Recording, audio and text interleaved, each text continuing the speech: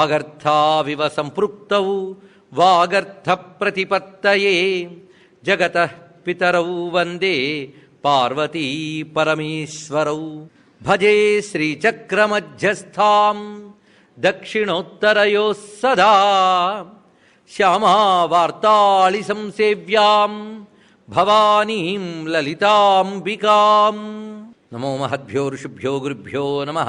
జ్యోతిని ఆధారం చేసుకున్న కాంతి ఉన్నట్లుగా శివుణ్ణి ఆధారం చేసుకున్న శక్తి ఉన్నది అనే తత్వాన్ని మనం శివ శక్తి తత్వం అన్వయమే ఇందులో కనబడుతున్నది. కానీ దశమహావిద్యలన్నీ కూడా చాలా లోతైనవి. పైపైన చూస్తే రక్తము, ఎముకలు, పుర్రెలు కనబడుతూ ఉంటాయి. అవి చాలా అసహ్యం అండి అని అంటూ ఉంటారు. ఆ అన్నది కూడా ఒక పుర్రెతోనే అని మనం అనేక మార్లు చెప్పుకున్నాం. అవన్నీ ఇక్కడున్నవే. ఇక్కడున్న వాటికి శక్తి ఇచ్చేది ఆవిడ.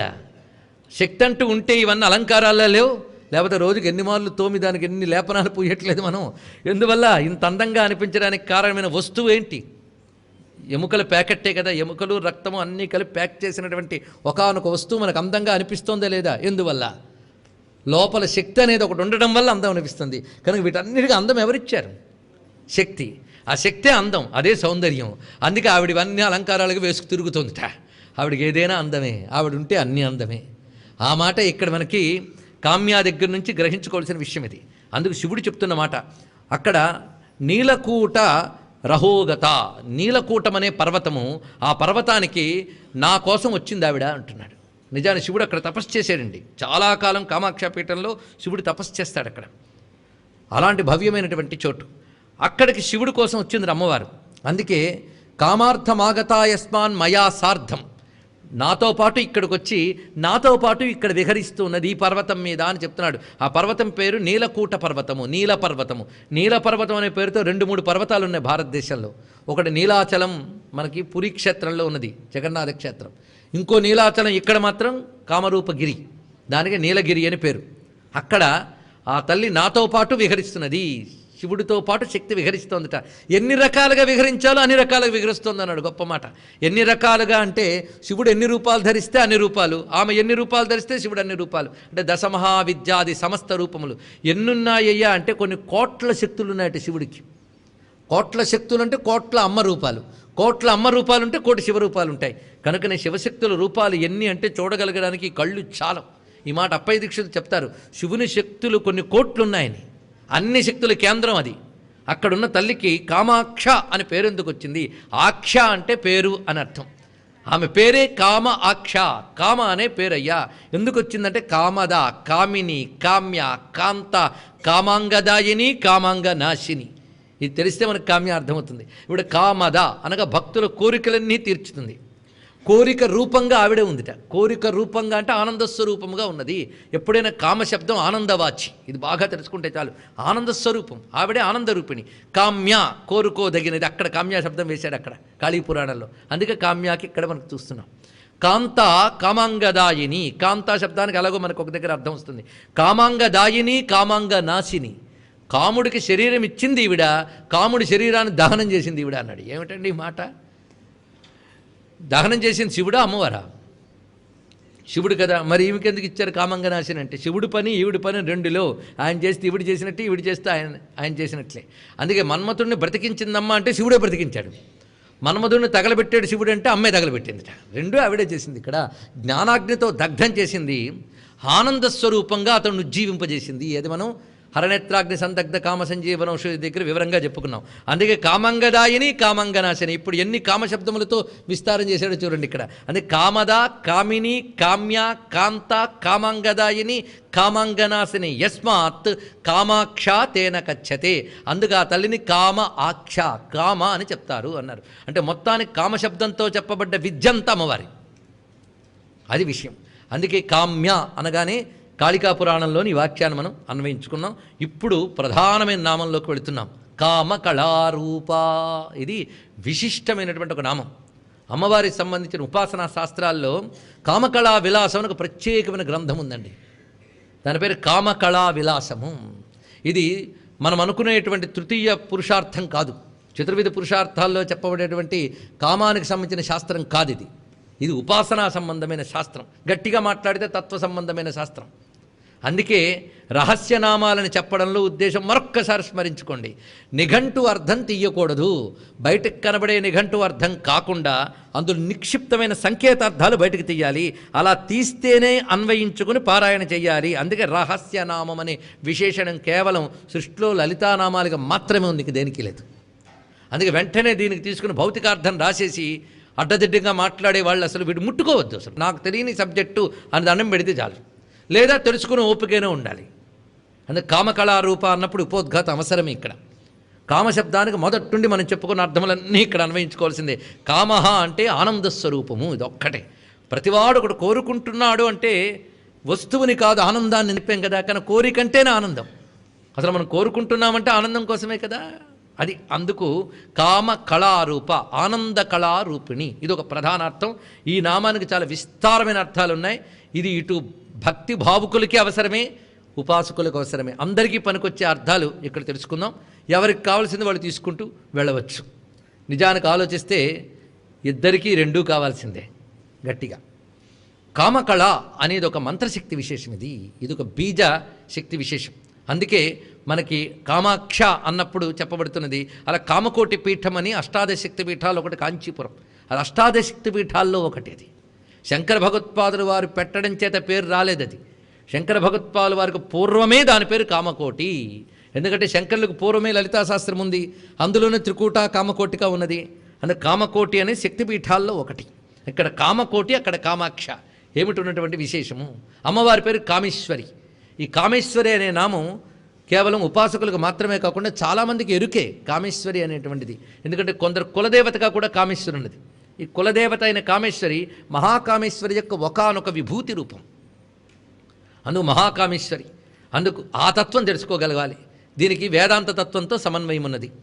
పైగా కామ కామ్య అన్నప్పుడు లౌకికమైన ప్రయోజనములు మొదలుకొని పారమార్థిక ప్రయోజనం వరకు అన్ని అమ్మ రూపములని చెప్పాం కనుక ఈ కామకళారూపిణైన అమ్మవారిని ఎవరు ఉపాసన చేస్తారో వారి యొక్క కోరికలు తీరుతున్నాయి. చిట్ట చివరికి ఏ కోరిక లేని మోక్షం అనే కోరిక కూడా తీరుతున్నది. ఈ రెండూ తీరుతున్నాయి.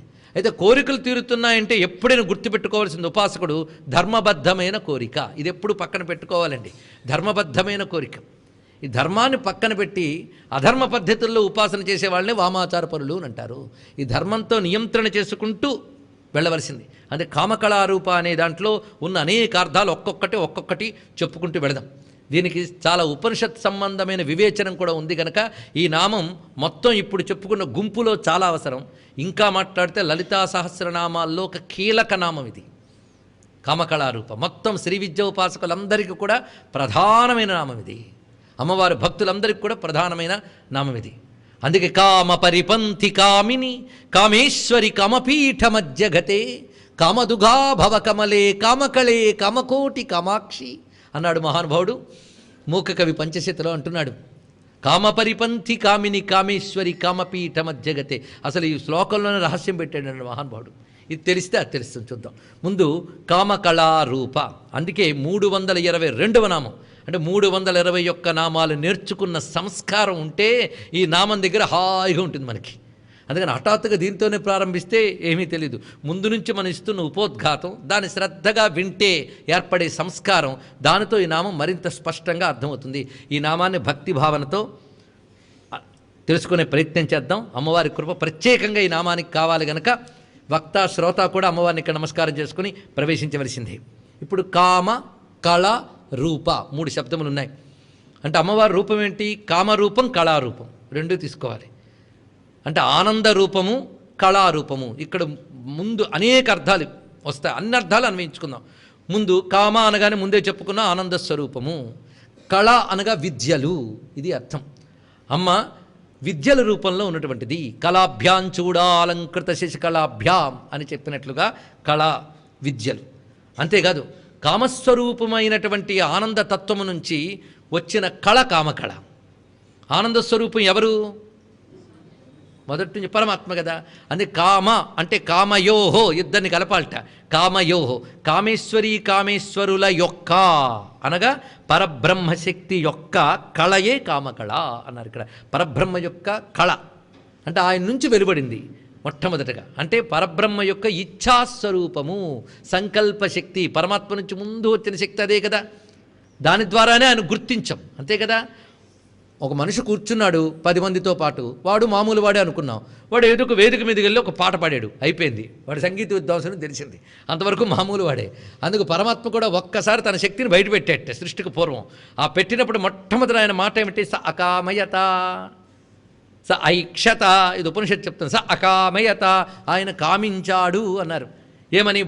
ఏకోహం బహుశ్యాం ప్రజాయేయ, ఇవే కనబడతాయి. ఒక్క నేనే ఎన్నో అవుతాను అనుకున్నట్ట. అనుకున్నాడు అంటేనే కామించాడు అని అర్థం. కానీ సృష్టి చేయాలని పరమాత్మ అనుకుంటేనే కదా సృష్టి వచ్చింది. ఈ అనుకునే శక్తి సంకల్పము, కామము అని చెప్పబడుతుంది. ఆ సంకల్పానికి ఎంత శక్తి ఉందయ్యా అంటే అది ఎప్పుడూ వ్యర్థం కాదుట. వ్యర్థం కాని శక్తి కనుక సత్యకామ సత్య సంకల్ప అని చెప్పబడుతున్నది. ఆ సత్యకామస్వరూపుడు, సృష్టి చేయాలని కోరికగొన్న పరమేశ్వరుడు. అసలు అది వస్తేనే ఈశ్వరుడు అన్నారండి, లేకపోతే పరమాత్మ అన్నారు అంతే. అందుకు పరమాత్మ ఎప్పుడు అనాలి, ఈశ్వరుడు ఎప్పుడు అనాలి? సృష్ట్యాదులకు అతీతంగా భావిస్తే పరమాత్మ, సృష్టి స్థితిలయలు చేస్తున్నాడు అంటే ఈశ్వరుడు. ఆ చేస్తున్నాడు అంటే చెయ్యాలనుకున్నాడు. ఒకడికి పని చేశారంటే ముందు చెయ్యాలనుకుంటేనే చేస్తాడు. ఇక అనుకోవడంలోనే శక్తి అంతా ఉంది. అందుకే ఆ శక్తి స్వరూపుడు, అది ప్రథమం. ఇదే బిందు స్వరూపం అంటే అర్థం. అందుకే కామకళ అంటే కామేశ్వరుల యొక్క కళారూపము. ఎన్ని కళలు వాళ్ళవి? ఇచ్ఛారూపం ఒకటి, అక్కడి నుంచి మొదలైన అన్ని కళలు వాళ్ళవే. అది కళాభ్యాం, వారి నుంచి వెలువడిన కళలు. కళలు అంటే వారి నుంచి వెలువడిన రకరకాల శక్తి విశేషములు, ఇది అర్థం. అంటే పరమేశ్వరుల యొక్క రకరకాల శక్తి విలాసములే కామకళలు. వాటన్నిటి రూపం కామకళా రూపము. ఇది దీని యొక్క అర్థం. దీన్ని మనకు చెప్తూ త్రిపురా సిద్ధాంతం అనే గ్రంథంలో చెప్తున్న మాట. తస్య కామేశ్వరాక్షస్య కామేశ్వర్యాశ్చ పార్వతి కళాభ్యాస విలాసాచ ఖ్యాత కామకళేతి స. కామకళ అన్న నిర్వచనం ఇచ్చారు త్రిపురా సిద్ధాంతంలో. ఏమని? కామేశ్వరాక్షస్య తస్య, కామేశ్వరుడు అనబడే ఆయనకు, కామేశ్వర్యాశ్చ, ఆయన శక్తి అయిన కామేశ్వరి, వీరి ఉభయుల యొక్క విలాసములే కామకళ. ఇది విషయం. అందుకే పార్వతీ పరమేశ్వరులు లేదా పరమేశ్వరులు, కామేశ్వరుల యొక్క రకరకాల ప్రకటనలు, వాళ్ళు చేసే రూపములు, వాళ్ళు చేసే లీలలు, వాళ్ళ యొక్క అనుగ్రహములు, వాళ్ళ నుంచి ఉన్న శక్తులు, వీటన్నిటినీ కలుపుకుంటే కామకళలు. మనం ఉపాసించేది వాటినే కదా. అమ్మ రూపాన్ని ఉపాసిస్తున్నాం, అమ్మ లీలల్ని, అమ్మ నామాలని, ఇవన్నీ అమ్మ ప్రకటించింది. ఆ ప్రకటించడమే కళ. అలా ప్రకటితమైన వాటన్నిటి రూపములు కామకళారూప. ఇదొక అర్థం. ఇంకొక మాట మనకి కామకళా విలాసంలో కనబడుతున్నది. కమనీయత కళాచ దహనేందు విగ్రహౌ బిందు. ఇది కామకళా విలాసంలో ఒక వాక్యం. అది మహాగ్రంథం నిజానికి. ఇక్కడ ఎంత అవసరమో అంత చెప్పుకుంటున్నాం. కామ కమనీయత కళాచ దహన ఇందు విగ్రహౌ బిందు అన్నాడు ఇక్కడ. కామ కళ. కామ అని ఎందుకన్నారంటే కమనీయత్వం చేత కామము అన్నామన్నారు. కమనీయత అంటే ఇందాకే చెప్పినట్టు కోరుకునేది, కోరుకోదగినది. అదెవరు? పరమాత్మ. ఆ పరమాత్మని కామహ చెప్పారు. కళ అంటే ఆ పరమాత్మ ప్రపంచ రూపంలో వచ్చినప్పుడు ముందు కొన్ని బిందువులుగా వచ్చేట. బిందువులు అంటే మొదటి రూపము. బిందువు అంటే చూడండి, ముగ్గులు గీయాలంటే ముందు ఏం పెడతారు? చొక్కలు, అది కలుపుకుంటూ వెళతారు. అలాగే శ్రీచక్రం ఆవిర్భవించిందంటే ముందేమొచ్చింది? బిందువే. బిందువు అలా విస్తరిస్తేనే విచ్చుకుందండి. సృష్టిలో అంతే.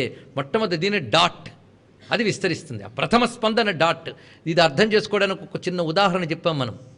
ఒక కదలని కొలనులో ఒక్క రాయి వేస్తే ఏర్పడే బిందువు అనేక తరంగాలను ఏర్పాటు చేసింది. కానీ అనేకమైన తరంగాలు రావడానికి ప్రథమమైన బిందువే ఆధారం కదా.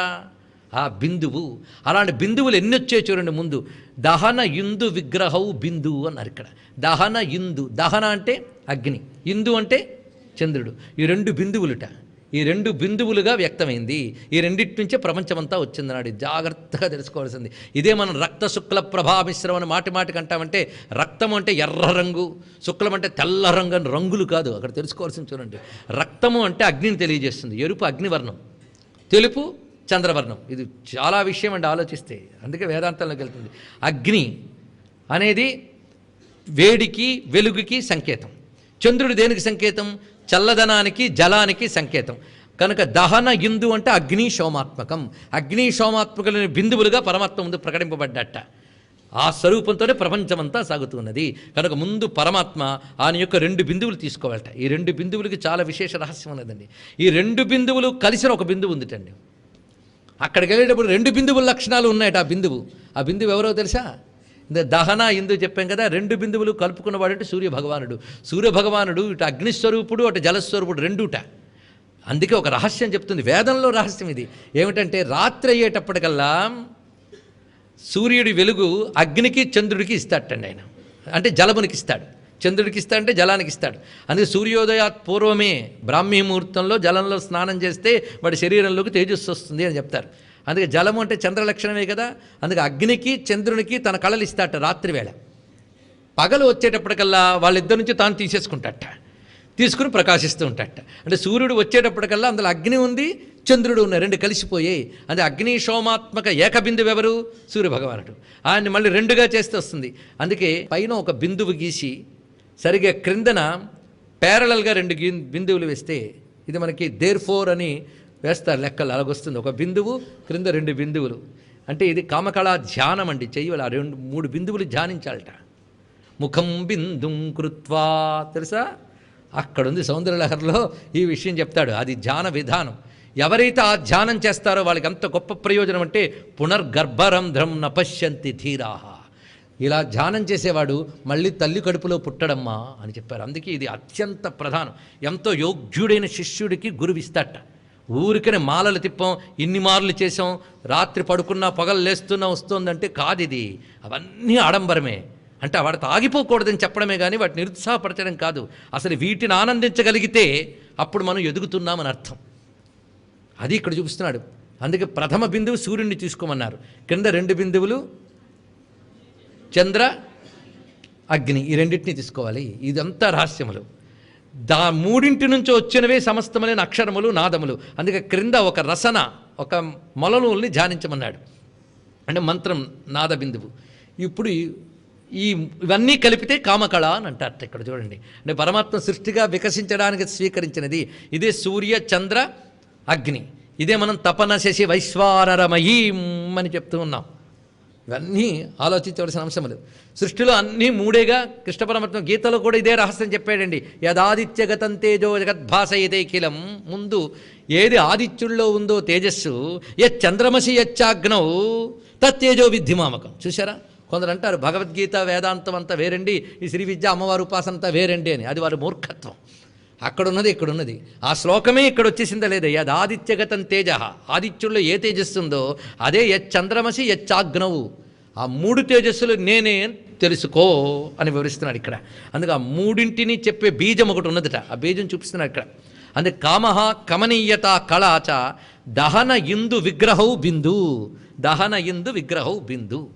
కనుక ఆ 2 బిందువులే ప్రధానం అని వివరించి చూపిస్తున్నాడు.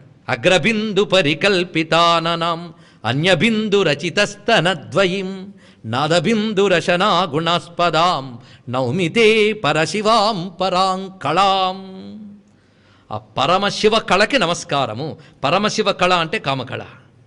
ఇది ఆ కామకళకి నమస్కారము. ఈ కామకళ నుంచే శక్తిమంత్రములన్నీ ఉత్పన్నమయ్యాయండి. ఇది భువనేశ్వరి బీజం అని చెప్పబడుతున్న దానిలో ప్రధాన శక్తి. ఇది లేకపోతే బీజం సరిగ్గా పలకలేమిట. అది ఎలాగో చూపిస్తున్నాడు. అయితే కామ అనడంలో కామరాజ బీజం ఇక్కడ తీసుకోవచ్చు. కామరాజ బీజం అంటే ఏమిటి? క్లీంకారం. అయితే ఇక్కడ బీజాక్షరం చెప్పాం కనుక ఉపదేశరహితంగా జపించరాదని కూడా మళ్ళీ చెప్పుకుంటున్నాం. ఇక్కడ ఉపాసకుల సౌలభ్యం కోసం, శ్రద్ధగా వినేవారి సౌలభ్యం కోసం చెప్తున్నాం. కానీ ఈ బీజాక్షరాలు వెంటనే రాసేసుకుని జపం చేయడానికి లేదు. లలితా సహస్రనామాలు కూర్చుని వింటే చాలు తత్ఫలం మనకి లభిస్తున్నది భాష్యాన్ని. అందుకు ఇప్పుడు ఈ విషయాన్ని మనకి ఉపనిషత్తు ఎలా చెప్తుందో చూడండి. యదీగం శృణోతి అలకగం శృణోతి నహి ప్రవేద సుకృతస్య పంథాం అన్నాడు ఇక్కడ. ఎవరైతే యదీగం శృణోతి అలకం శృణోతి నహి ప్రవేద సుకృతస్య పంథాం, ఎవరైతే ఈ కామకళను తెలుసుకోరో వారి సుకృత పంథము కనబడదు అన్నాడు. అంటే తరించే మార్గము కనబడదు అన్నాడు. ఇక్కడ చూడండి, యదీం శృణోతి అలకగం శృణోతి అని మాట వేశాడు. అంటే క్లీం అనే మాటలో కా లా ఈం 3 ఉన్నాయట. అక్కడ కల్లా ఉందా లేదా చూడండి. కళ వచ్చింది, కా లా ఈం ఉంది. అందులో కా లా తీసివేస్తే మిగిలింది ఈం. అది అక్కడ బీజాక్షరంగా ఉంది. ఈం లేకపోతే కళకు శక్తి లేదు. కనుక కళకి ఈం శక్తివాచకం కదా. ఆ శక్తివాచకం కలగగానే క్లీం అయింది. కానీ కళకి శక్తి ఈంతో వచ్చింది. కానీ ఈం అనేదాన్ని కామరాజబీజంలో ఉన్నటువంటి కామకళ అని అంటారు. ఈ కామకళ అమ్మవారి సర్వశక్తులకు ఉంటాయట. ఇది ఎలాగో చూడండి. హ్రీం, ఇప్పుడు హ్రీంకారి హ్రీమతి నుంచి వచ్చాం కదా. హ్రీం అన్నప్పుడు ఎలా ఏర్పడింది? హకార రకార ఈంకారములు హ్రీం కదా. ఇందులో హకార రకారం అంటే హా రా కాదు, హు ఇర్ అనేవి. హకార రకారములు అంటే ఇవేనండి, హు ఇర్ అని. ఇవి నిజానికి పొల్లులు. వీటిని నిజంగా పలుకుతూ మనం గెటానవగలమా? లోకంలో ఇక్, ఇచ్చు, ఇట్టు, ఇర్రు అంటూ కాలక్షేపం చేయలేం మనం. వాటి ప్రాణాక్షరాలు కలవాలి. పైన ఆవో ఈవో వచ్చి కలిస్తే కానీ పలకలం. ఇక్కుకి ఆ కలిస్తే కా అయింది, ఇక్కుకి ఈ కలిస్తే కీ అయింది. కనుక పైన ప్రాణాక్షరాలు కింద వాటితో కలిస్తే ప్రాణ్యక్షరాలు అవుతున్నాయి. అలాగే హా రా అనేవి హిర్ అంటూ ఉంటే లాభం లేదు. అప్పుడు దాని శక్తి రాలేదు. హు హిర్ అంటే లాభం లేదుట. దానికి ఈం కలవాలట. ఇక్కడ హిర్ ఈం కలిస్తే హ్రీం అయిందిట. ఇప్పుడు హ్రీం అని బీజాక్షరం దేని వల్ల పలకగలిగా హాయిగా? ఈం కదా. ఆ ఈంనే కామకళ అంటారు. ఈం కామకళ రూప అంటే ఈంకార రూపిణి. ఇది ప్రధానమైనటువంటి మాట. దీనికి తురీయస్వరం, తురీయం అనగానే అప్పుడే తెలిసిపోతుంది చతుర్థ భూమిక. అది ఈమే కామకళ అని అంటారు. ఇక్కడ మరి కామకళ అని దేని అనాలో వివరించి చూపిస్తున్నారు చూడండి.